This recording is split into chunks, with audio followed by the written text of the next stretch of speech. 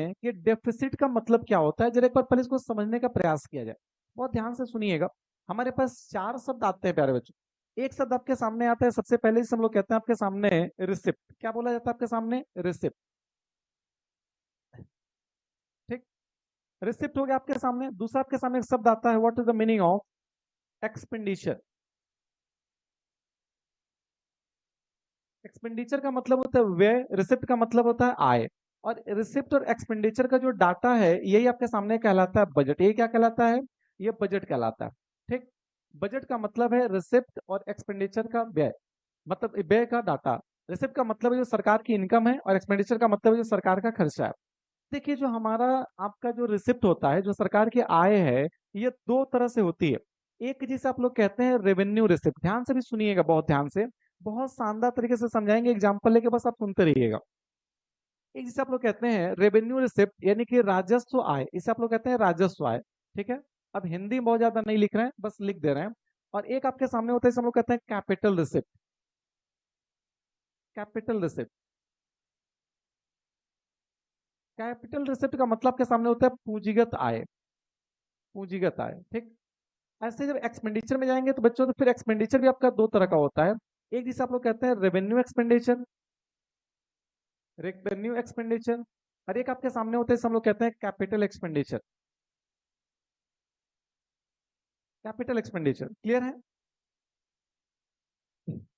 अब इसको समझा जाए पहले। क्या इतनी बात समझिए पहले? हिंदी में लिख दीजिए, हिंदी में लिख तो दिए, अब इसको और क्या लिखे हिंदी में? रिसिप्ट को आय कहते हैं, एक्सपेंडिचर को व्यय कहते हैं, अब इसको और क्या हिंदी लिख दिया जाए? ठीक, देखिए बहुत ध्यान से सुनिएगा। कोई भी बच्चा कलम नहीं चलाएगा। एक कदम रुक जाइए, सिर्फ सुनिए ध्यान से, एक कदम ईमानदारी से सुनिए। हमने कहा सबसे पहले प्यारे बच्चों, यहाँ लिखा आपके सामने रेवेन्यू रिसिप्ट। क्या होता है इसका मतलब? देखिए, कोई दिमाग नहीं लगाएगा, सुनिएगा सिर्फ। हमने कहा सबसे पहले सरकार की जो आय है, हमारे जीवन में जो हमारी इनकम होती है, वो दो तरह से होती है।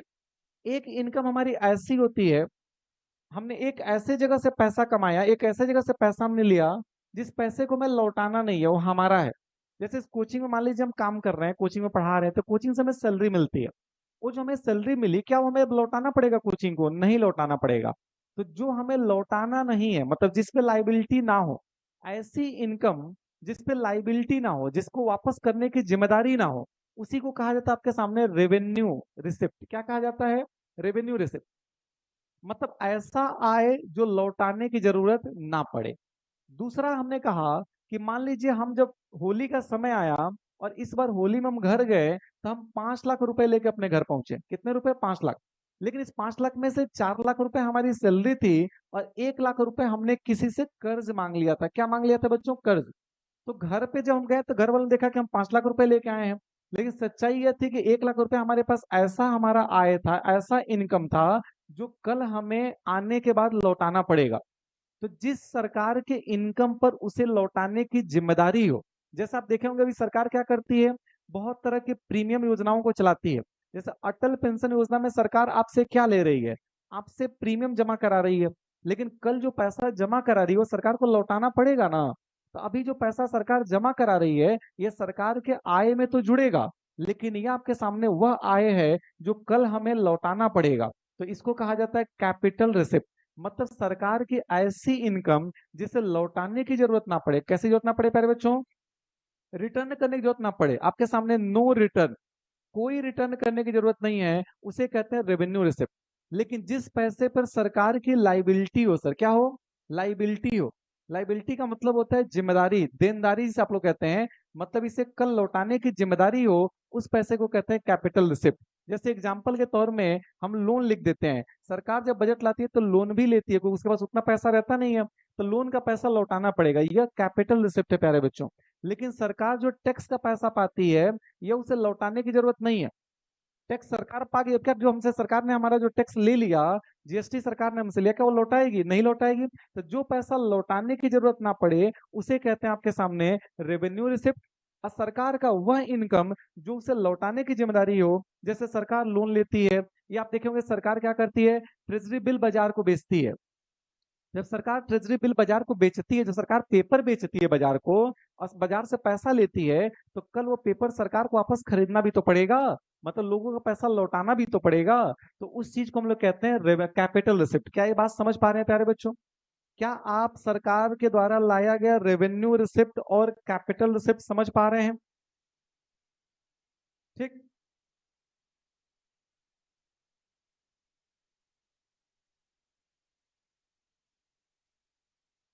क्लियर है? एक बार पहले जितने भी लोग जुड़े फटाफट एक कमेंट मार दीजिए कि हाँ सर यहां तक बिल्कुल क्लियर हो गया, हम कैपिटल और रेवेन्यू रिसिप्ट समझ चुके हैं। एक बार बस कमेंट कर दीजिए। चलें, एक कमेंट करिए कि हम कैपिटल रेवेन्यू समझ गए, सरकार का जो इनकम है, सरकार का जो आय है, इसमें हम दो चीज समझ गए कि रेवेन्यू और कैपिटल क्या है। ये जल्दी से बता दीजिए पहले में।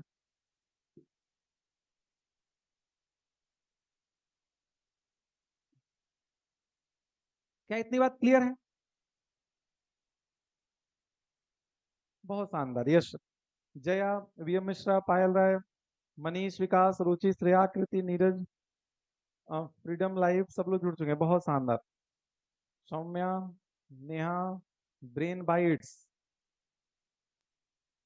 शिवाकांत, नीरज, आरती, दिव्यांशु, टाइम पास भी जुड़ चुके हैं। चलें, एलआईसी कैपिटल रिसिप्ट में, एलआईसी सरकार का है। सरकार की जो कंपनियां है जो कमा के लौटाना नहीं है वो तो सब रेवेन्यू रिसिप्ट में आएंगे। ठीक है, अब देखिए, तो यह समझ गया। सेम ऐसे ही प्यारे बच्चों, एक्सपेंडिचर का मतलब है खर्चा।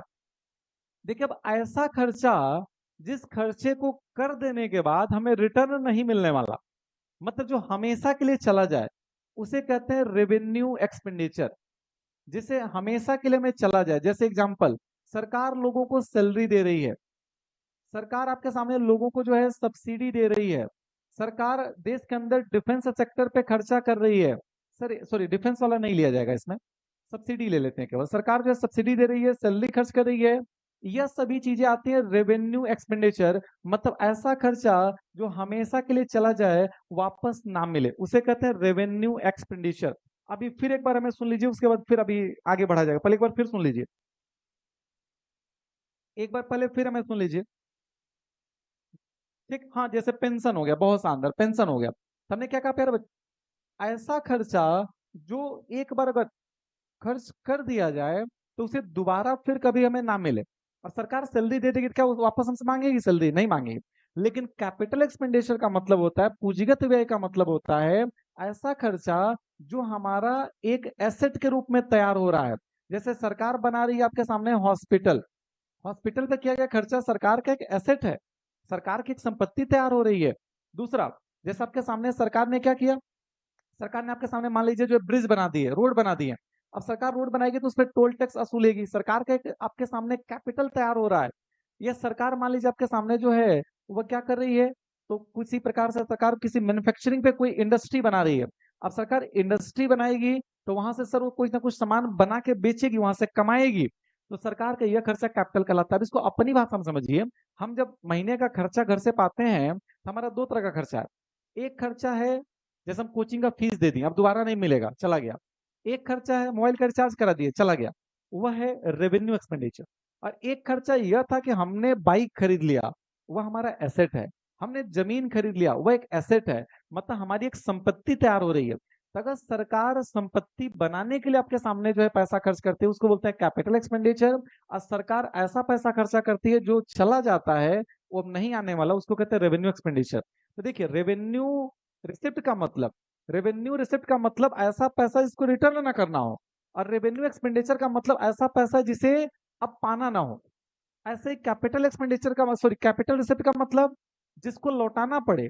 ऐसे ही कैपिटल एक्सपेंडिचर का मतलब जहां से हमें कुछ मिलता रहे। तो क्या इतनी बात क्लियर हो गई? क्या ये चार शब्द आप समझ चुके हैं? ये चार शब्द समझ चुके हैं?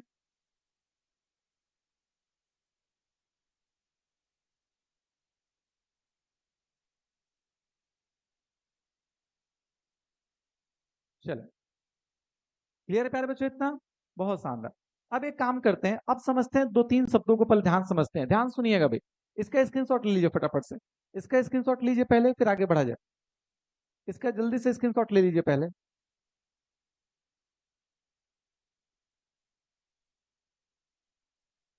सैलरी में जो टैक्स देते हैं, टैक्स वाला पैसा जो है वो आपके सामने रेवेन्यू है, सरकार का रेवेन्यू। हमने साफ साफ लिखा है कि सैलरी का टैक्स या कहीं का भी टैक्स सरकार का रेवेन्यू है। ठीक, क्लियर है प्यारे बच्चों? बहुत शानदार। अब देखिए, अब ध्यान से चलते हैं, आगे बढ़ते हैं। अगला एक कॉन्सेप्ट समझिए पहले। एक शब्द आपके सामने कि what is the meaning of total receipt. Total receipt का मतलब क्या है? किसे कहते हैं आपके सामने कुल आय किसे कहा जाता है? तो टोटल रिसिप्ट का मतलब वही होगा आपके सामने, सरकार का जो रेवेन्यू रिसिप्ट है, सरकार का जो है रेवेन्यू रिसिप्ट, और सरकार का जो आपके सामने कैपिटल रिसिप्ट, मतलब सरकार का दोनों तरह से आने वाला जो पैसा है, उसी को हम लोग कहते हैं आपके सामने सरकार का टोटल रिसिप्ट कहते हैं। मतलब सरकार का चाहे इधर से पैसा आए, चाहे सरकार का इधर से पैसा आए, दोनों का मतलब आपके सामने होता है टोटल रिसिप्ट। ये बात समझ गए? ऐसे कोई पूछा आपके सामने कि what is the meaning of total expenditure, सरकार का जो है टोटल एक्सपेंडिचर क्या होता है, तो फिर वही चीज आएगा आपके सामने कि सरकार का जो है रेवेन्यू एक्सपेंडिचर अब प्लस सरकार का कैपिटल एक्सपेंडिचर। तो सरकार का रेवेन्यू और कैपिटल एक्सपेंडिचर मिलाएंगे तो बनेगा सरकार का टोटल एक्सपेंडिचर। क्या ये बात समझ पा रहे हैं? अब सवाल आता है कि जब टोटल एक्सपेंडिचर में से, जब टोटल एक्सपेंडिचर में से आपके सामने घटा देते हैं टोटल रिसिप्ट को, टोटल रिसिप्ट को जब यहां से घटा देते हैं तो निकल के आता है आपके सामने बजट डेफिसिट। क्या निकल के आता है बच्चों? Budget deficit. अभी समझेंगे, प्राइमरी डेफिसिट अलग होता है, फिजिकल डेफिसिट अलग होता है, बजट डेफिसिट अलग होता है। तो यहां से निकल के आएगा आपके सामने बजट का डेफिसिट। मतलब सरकार की कुल इनकम मान लीजिए 80 रुपए हुई, और सरकार ने देश के ऊपर कुल खर्चा 100 रुपए का किया, तो बताइए सरकार ने आपके सामने कितने रुपए घाटे में बजट पेश किया? सरकार 20 रुपए घाटे में बजट पेश कर रही है। ये 20 रुपए कहलाएगा आपके सामने बजट का डेफिसिट, यानी कि बजट का घाटा कहलाता है। क्या ये बात समझ गए? बजट डेफिसिट क्या आप समझ गए हैं?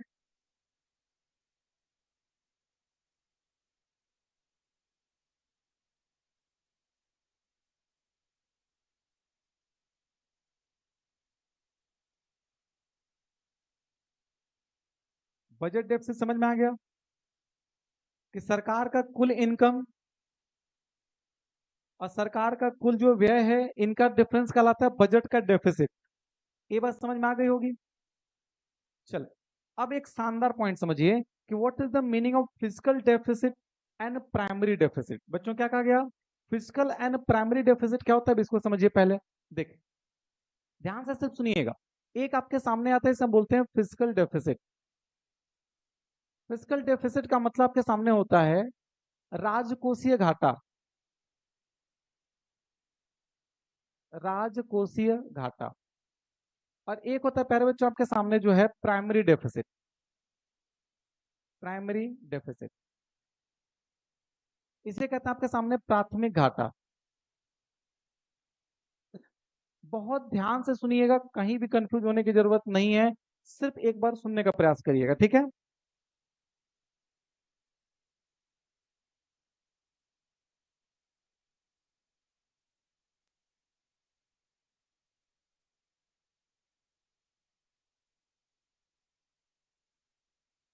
चल, अब देखें बच्चों, हमने आपसे कहा जो है कि हाँ, यहाँ पे जो आप लिखे थे ना बजट डेफिसिट, अगर सही बात, अगर एक्सपेंडिचर हमारा कम हो जाए और कमाने वाली पैसे ज्यादा हो जाए तो उसे बजट सरप्लस कह देंगे, उसमें क्या।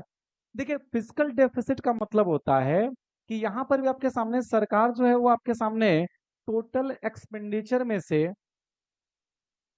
टोटल एक्सपेंडिचर में से आपके सामने टोटल रिसिप्ट को घटा रही होगी,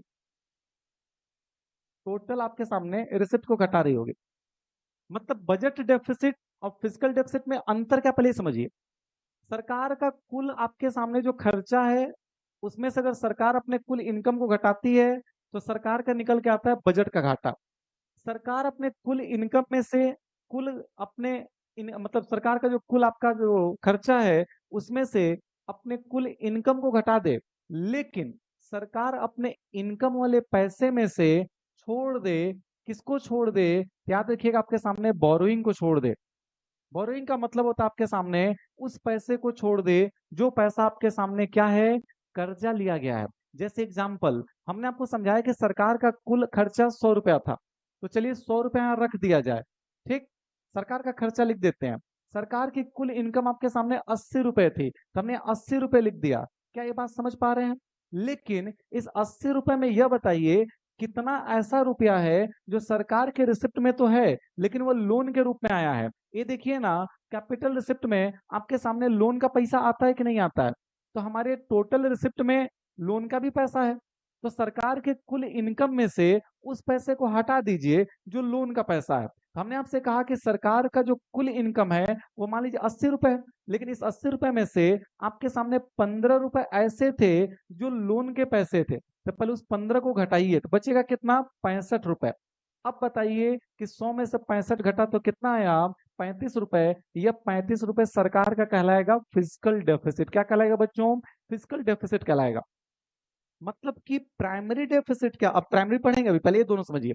बजट का डेफिसिट का मतलब है सीधा इनकम सीधा खर्चा, और फिजिकल डेफिसिट का मतलब है कि इनकम में से अपने व्यय को, अपने एक्सपेंडिचर को घटाया जाए, लेकिन जब अपनी इनकम को हम लिख रहे हो तो जो कर्जा लिए थे पैसा उसको न लिखे, उसको पहले हटा दिया जाए।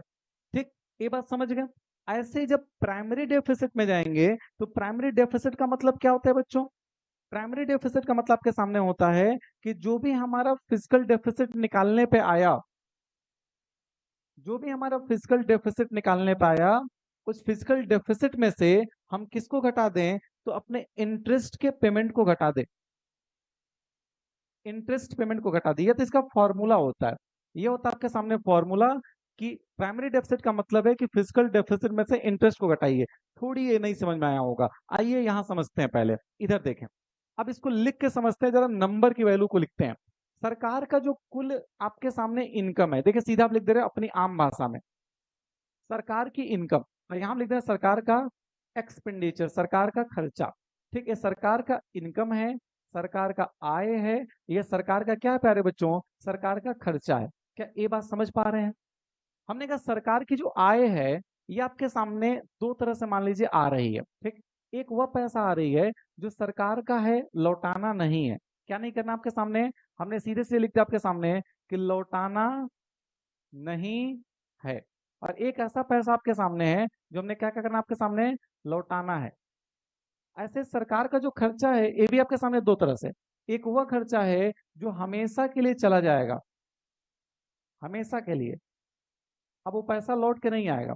और एक ऐसा पैसा है जिससे हम अपनी संपत्ति बना रहे हैं, खर्च करके संपत्ति बना रहे हैं। क्या बना रहे हैं बच्चों? संपत्ति बना रहे हैं। ठीक, देखिए हुआ क्या कि सरकार ने जब आपसे कहा तीन शब्दों को, एक हमने कहा आपके सामने कि बजट डेफिसिट, क्या कहा बच्चों हमने? बजट का डेफिसिट कहा हमने। तो बजट डेफिसिट का मतलब है कि सरकार का कुल इनकम और सरकार का कुल खर्चा। अगर सरकार का कुल खर्चा 100 रुपए का है और सरकार की कुल इनकम 80 रुपए की है, तो बताइए घाटा लगेगा? तो घाटा लगा कितने रुपए का? 20 रुपए का। तो ये आपके सामने कहलाया बजट का घाटा। क्लियर है? एकदम साफ साफ क्लियर है, ये बजट का घाटा। अब किसने कहा फिजिकल डेफिसिट, बताइए क्या होता है? तो हमने कहा फिजिकल डेफिसिट का मतलब होता है कि आप एक काम करिए, सरकार का कुल जो खर्चा है उसे तो आप लिख दीजिए। सरकार का कुल खर्चा हमने लिख दिया 100 रुपए, लेकिन जो सरकार की कुल इनकम 80 रुपए आई थी उसमें जो पैसा लौटाना नहीं है वह पैसा है 65 रुपए, और 15 रुपए ऐसा है जो कर्जा है जो लौटाना पड़ेगा। तो जो कर्जा वाला पैसा है उस पैसे को हटा दीजिए, केवल रेवेन्यू वाला पैसा लिखिए जो लौटाना नहीं है। वो कितना है? 65 रुपए। तो अब कितना आया? ये 35। इसे कहते हैं आपके सामने फिजिकल डेफिसिट। ये बात समझ गए? अब कोई पूछे कि what is the meaning of primary deficit? Primary deficit क्या होता है बच्चों? तो देखिए, प्राइमरी डेफिसिट का मतलब होता है आपके सामने कि कुछ ना करिए, फिर आप एक बात समझिए। प्राइमरी डेफिसिट का मतलब यह था कि आपका जो फिजिकल डेफिसिट निकल के आया, फिजिकल डेफिसिट कहां से निकल के आया? तो यह तब निकला जब हमने कुल खर्चा लिखा था सरकार का 100 रुपया, और उसमें से उस पैसे को घटाए थे जो सरकार की इनकम थी। लेकिन इनकम वाले में से हमने उस पैसे को नहीं जोड़ा जो हमारा कर्जा था, कर्जा वाला पैसा छोड़ दिए। तो कर्जा वाला पैसा छोड़ दिए तो 65 रुपया लिखें।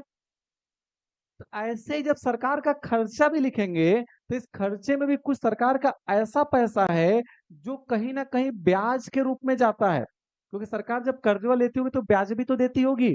तो जो सरकार का कुल खर्चा हम 100 रुपया लिख रहे थे, इसको अब 100 मत लिखिए, इसमें से आप उस पैसे को घटा दीजिए जो सरकार का खर्चा है लेकिन इंटरेस्ट के रूप में जाता है। मान लीजिए कि 10 रुपए सरकार का ऐसा है जो इस 100 रुपए में इंटरेस्ट में चला जाता है, तो 10 घटाइए तो कितना बचेगा? 90।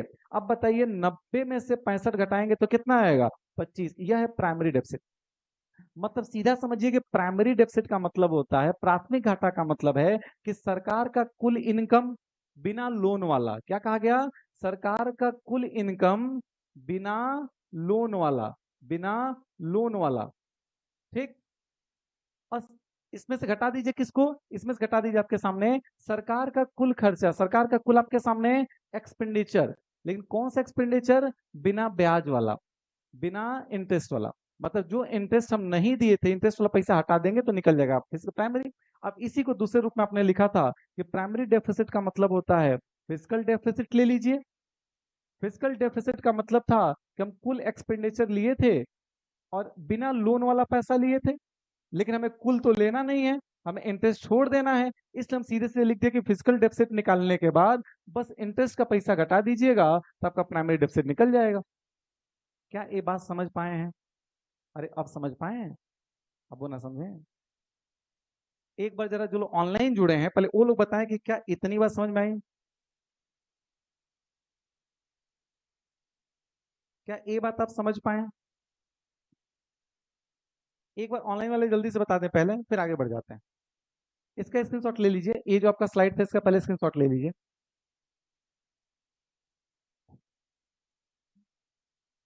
अब इसमें हम कैपिटल रिसिप्ट उसिप्ट नहीं लिख रहे हैं, सादा सादा ने लिखा है। अगर 90 से जो है हम लोग घटा देंगे आपके सामने 65 को, तो 25 ही तो आएगा। ये 35 बताने वाले कौन है? आकांक्षा मिश्रा। चलें इसका स्क्रीनशॉट ले लीजिए। यस सर, क्लियर हो गया, बहुत शानदार। महक, शिवाकांत, अभिषेक, सौम्या, आकृति, अंकेश, मोहित, नीरज, उज्जवल, यश गुप्ता, श्रुति, शेफाली राय, जया।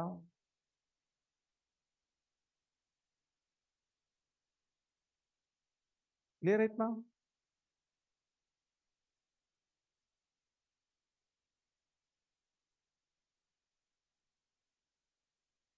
चले प्यारे बच्चे, आगे बढ़ा जाए।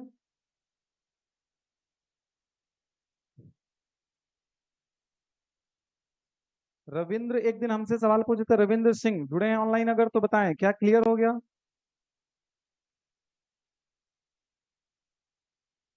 चलो, बहुत शानदार, आगे बढ़ते हैं प्यारे बच्चों। अब हम लोग आ जाते हैं अपने स्लाइड पे।